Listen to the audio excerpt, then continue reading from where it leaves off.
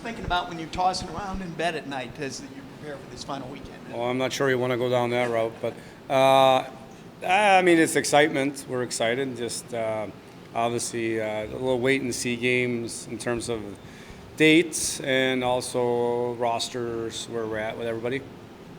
You got a little break there between this weekend, and it looks like the playoffs will start either Friday or Saturday. So, does 3 games in 3 days is kind of rough going into the playoffs, but is that enough of a break where you're not too concerned about 3 games in 3 days?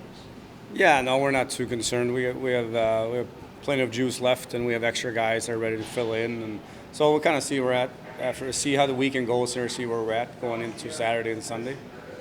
Being locked into the 2 or 3 spot, do you change anything where you're still playing for a little bit, but a lot of hockey towards the end, where maybe the shifts get a little shorter, changing the lines a little bit? Is there any changes you make, with the different stakes coming up here at the end of the year?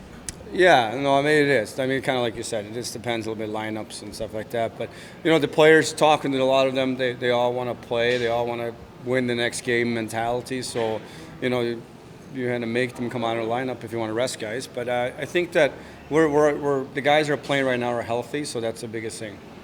Since the matchup with Grand Rapids is locked in terms of that's your opponent, do you start already preparing for that series, or is that putting the cart before the horse a little bit? No, I mean, I think we know we played them enough throughout the season. Obviously, their lineup might change now, whether Detroit didn't make the playoffs or not, so we see what they have.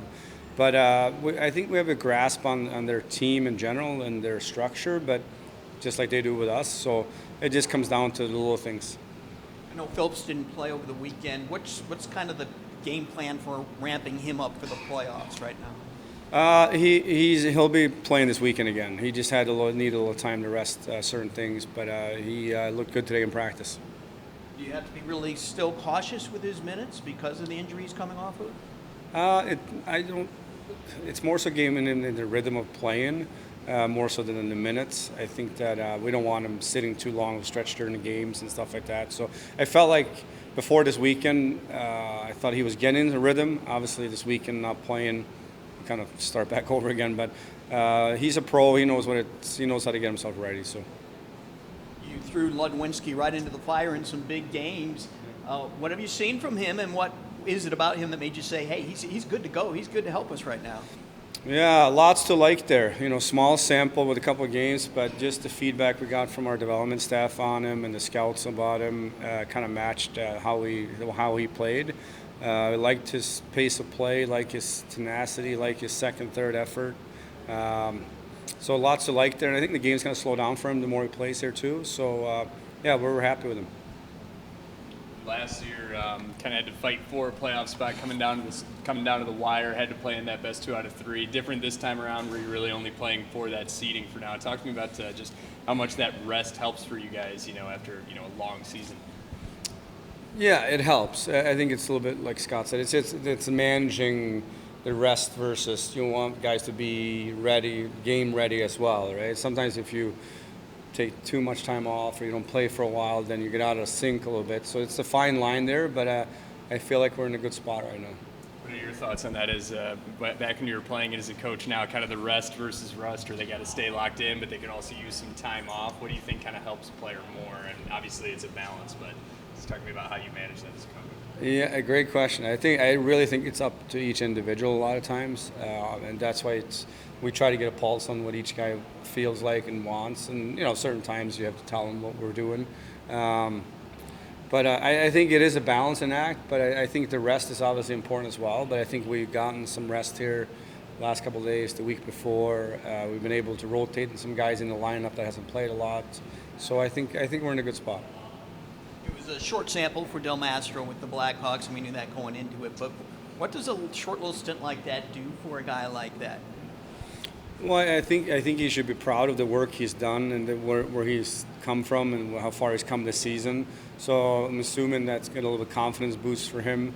Just talking to him today, it sounds like he had a good experience with his parents. His brothers came into town, saw 2 home games, got to spend some time with them, and obviously playing in NHL, which is everybody's goal. So I think he feels good about where he's at and how his game has come along here. There's a lot of talent on this team, but it seemed like the team really started to catch fire after Pitlick came on board. has he been an MVP type of addition to this team? How would you rate what he has brought to this group? Yeah, it's hard to ignore. I mean, he's been great. He's been for sure a game changer for us. Not just the points, but just his work ethic, his compete level, the way he prepares himself, his habits he has on the ice. He's a pro, and yeah, he's been a big part of it for sure. And obviously with the power play as well, he's been dynamite there. So yeah, lots of things that he's added to our team for sure. He's been doing to be able to, light up the stat sheet so much. Seems like he's always in position to, get a tying goal late or, right in front of the net. Just talk about like his play, out there that sets him up for all these points. Yeah, no, he has a knack for it, right? The hockey sense is obviously there, but I think the thing that most impressed me with him is just his work away from the puck. I don't know, like when you watch the game and you watch the game after and you watch it again, you just see that the work he does away from the puck, the little things he does to put himself in those situations that you're talking about, is really outstanding to watch. And that's what I mean. Like there's, as a high-end point guy, and like he does a lot of those things away from the puck that puts himself in that spot, which is really impressive. You mentioned the hockey sense, kind of the hockey IQ. He comes from a hockey family. Yeah. His dad played in the NHL. Is that kind of apparent in the way that he plays the game, that he goes about some of those details? You know what? That's a good question. We might have to ask him that. But I mean, I think when you grow up around the game, I think you're around the game a lot. I think you're in a certain environment all the time. So I'm sure they talk a lot about it at home or with his brother. I know his brother's at Minnesota. He's a good player. So I think it's obvious a little bit in the DNA. But again, I think it comes back to just the way he prepares himself and the way he's got a passion for the game. Right? You talk hockey with him, he wants to talk hockey. He wants feedback. He wants to give you feedback, which is great. Yeah.